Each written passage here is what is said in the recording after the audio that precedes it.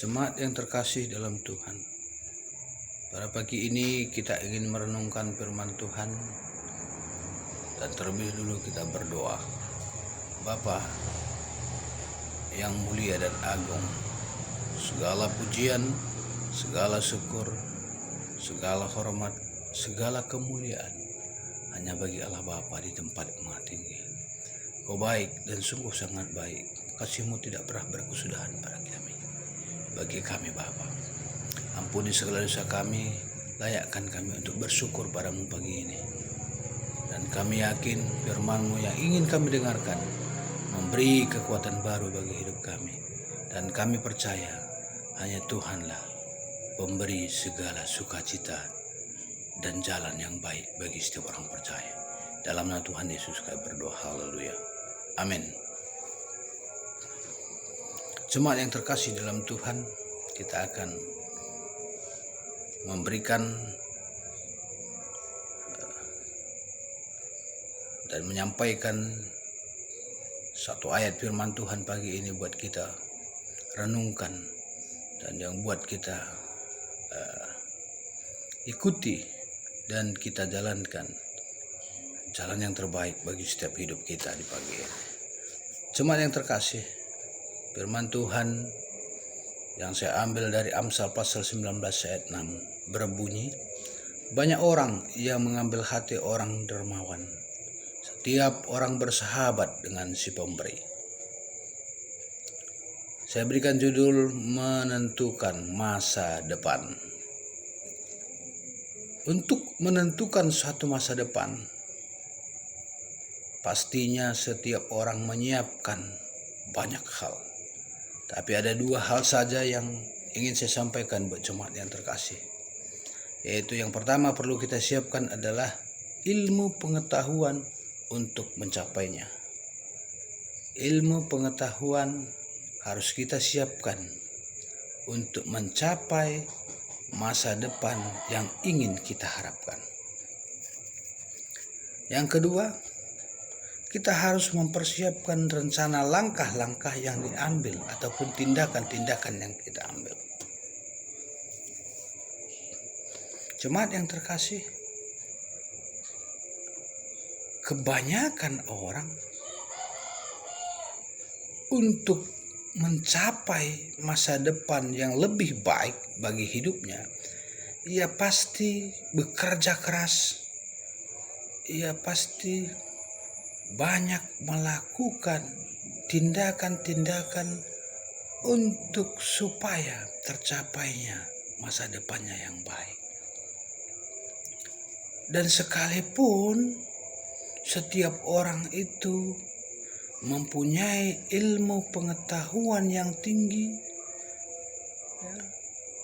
dan mempunyai rencana yang sangat matang, belum tentu akan bisa mencapai dan belum tentu bisa mendapatkan masa depan yang baik, masa depan yang sejahtera, masa depan yang penuh damai, masa depan yang tidak mengecewakan. Jemaat yang terkasih,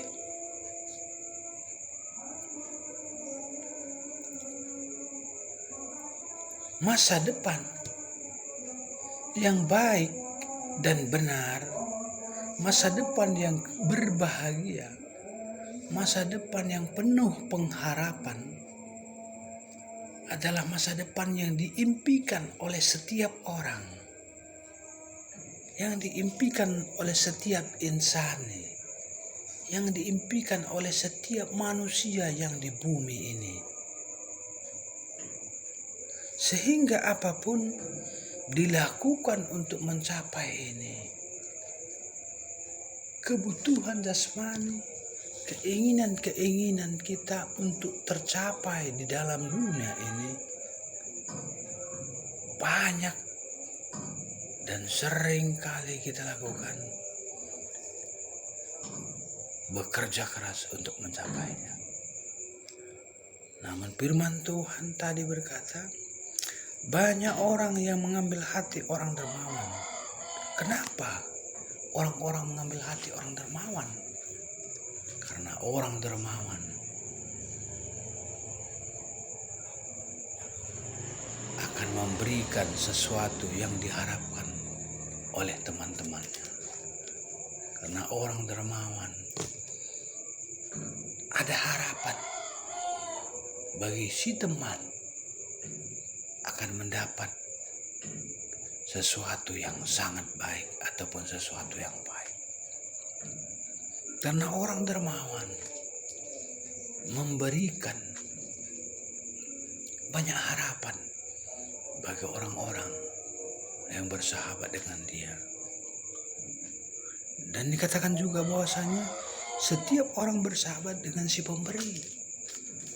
Ketika orang dermawan ini memberi, orang melihat banyak orang yang ingin berharap berteman, bersahabat, supaya si dermawan ini juga mengalirkan berkatnya, memberikan apa yang ada padanya. Itulah harapan si teman ataupun sahabatnya. Jemaat yang terkasih dalam Tuhan, ingat firman Tuhan. Ingat firman Tuhan, bahwasanya Tuhan berjanji, Tuhan itu baik, Tuhan itu pengasih, Tuhan itu penyayang. Bahwa Tuhan itu adalah dermawan. Tidak ada lebih dermawan daripada Tuhan. Oleh karena itu, untuk menentukan masa depan kita yang baik, kita harus dekat kepada yang dermawan. Untuk menentukan masa depan kita yang lebih positif baik, kita harus bersahabat dengan dermawan. Kita harus bersahabat dengan si pemberi. Siapakah sahabat yang dermawan? Siapakah sahabat yang baik? Siapakah yang sahabat yang penuh kasih? Siapakah sahabat kita yang paling memperhatikan kita? Firman Tuhan berkata, hanyalah Yesus. Mari kita baca di dalam Mazmur pasal 25 ayat 8 yang berbunyi, Tuhan itu baik dan benar. Bukan hanya baik, tapi dia benar. Sebab itu ia menunjukkan jalan kepada orang yang sesat. Kalau ingin kita mendapatkan masa depan yang penuh dengan kepastian baik, kita harus mendekat kepada Tuhan. Kita harus bersahabat karib dengan Tuhan. Kita harus menghormati sungguh-sungguh kepada Tuhan. Kita harus menggali dan mencari persahabatan yang baik dengan Tuhan. Kita harus menjaga koneksi persahabatan kita dengan Tuhan. Karena kita tahu bahwa Tuhan adalah sumber daripada segala yang baik dan benar. Kalau Anda, kalau saya, kalau kita semua ingin mendapatkan yang baik dan yang benar, yang harus kita lakukan adalah mendekat kepada Allah. Mendekatlah kepada Yesus. Karena Yesus adalah sumber segala kebaikan dan juga kebenaran. Kalau saudara ingin mendapatkan kebaikan, dekati Tuhan. Kalau saudara ingin mendapatkan kebenaran, dekati Tuhan. Yang kedua, kita harus menyiapkan perencanaan langkah-langkah yang diambil ataupun tindakan. Ilmunya yang pertama tadi katakan, kita harus menyiapkan ilmu pengetahuan untuk mencapainya. Ilmu yang kita ketahui, pengetahuan yang ada pada kita, hanya jalan satu-satunya. Kita harus dekat kepada Yesus. Kita harus lebih akrab kepada Yesus. Kita harus tidak ada yang kita sembunyikan kepada Allah. Kenapa? Ketika kita terbuka, ketika kita sujud, ketika kita mendekat kepada Allah, kita percaya bahwasanya Ia sumber segala kebaikan akan memberi kebaikan kepada kita. Ia sumber kebenaran akan memberikan kebenaran kepada kita. Ia sumber segala ilmu pengetahuan, memberikan ilmu pengetahuannya kepada kita. Yang kedua, kita harus berencana langkah-langkah apa yang harus kita. Langkah yang kita ambil adalah lakukan setiap apa yang difirmankan oleh Tuhan. Lakukan setiap apa yang difirmankan Tuhan. Ya. Firman Tuhan memerintahkan langkah-langkah yang harus kita lakukan adalah kita harus percaya total kepada Tuhan. Ya. Kita harus percaya sungguh-sungguh kepada Tuhan. Percaya bagaimana? Karena Tuhan berjanji, aku datang supaya mereka mempunyai hidup dan mempunyainya di dalam segala kelimpahan. Ini adalah suatu rencana langkah-langkah yang harus kita ambil. Langkah mendekat kepada Tuhan. Langkah-langkah percaya kepada Tuhan. Langkah-langkah berserah penuh kepada Tuhan.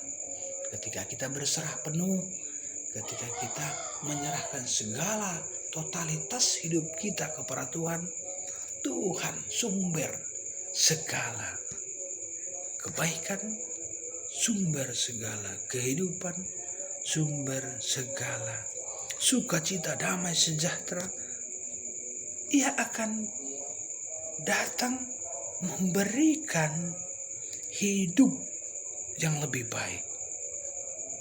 Hidup yang bukan berkecukupan, tapi hidup di dalam berkelimpahan. Sesuai dengan Yohanes pasal 10 ayat 10. Dan Yesus datang supaya mereka yang mempunyai hidup, supaya kita manusia mempunyai hidup.